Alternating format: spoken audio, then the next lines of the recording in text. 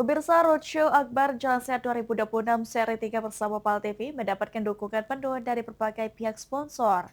Bulog salah satu sponsor yang turut ambil bagian dalam memberiakan acara tersebut melalui gelaran pasar murah. Nah, boleh. Oke, dan juga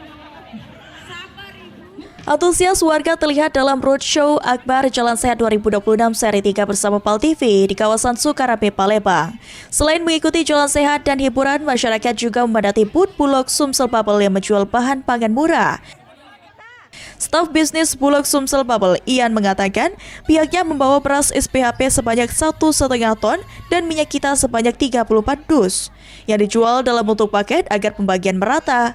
Harga beras SPHP dijual Rp57.000 dan minyak kita Rp15.500. Namun keduanya dijual dalam satu paket seharga Rp72.000. SPHP-nya 1,5 ton sama minyak itu 35 dus. Nah, nanti kita jualnya paketan, Bang. Dari paketan kita nanti jual paketan biar semuanya merata, Bang. Biar minyaknya habis juga berasnya juga habis. Harganya misalnya nanti kita bawa itu 57 sama misalnya minyaknya juga 15.500. Tanggapan Bulog terhadap Jalan Sehat PAL TV ini gimana? Alhamdulillah, Bang, jadi kita sebagai Bulog juga mendukung lah kegiatan kayak gini. Kita juga harus support kegiatan kayak gini, Bang. Biar semuanya rakyat juga misalnya ada yang butuh beras, butuh bahan pokok, biar kita bisa memenuhi.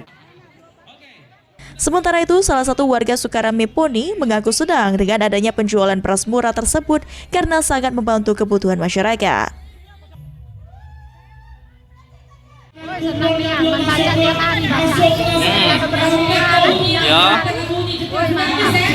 Harganya berapa, Bu? Harganya 7.000. Itu dapat apa, Bu? Dapat beras sama minyak. Jadi kita belinya berapa kok? 2 paket. 2 paket, Bu. Harapan ke depannya cak mana, Bu? Harap ke depannya sering-sering lah dosa ini. Kehadiran Bulog dalam Roadshow Akbar Jalan Sehat PAL TV 2026 ini diharapkan dapat membantu masyarakat mendapatkan kebutuhan pokok dengan harga terjangkau. Suryadi, PAL TV.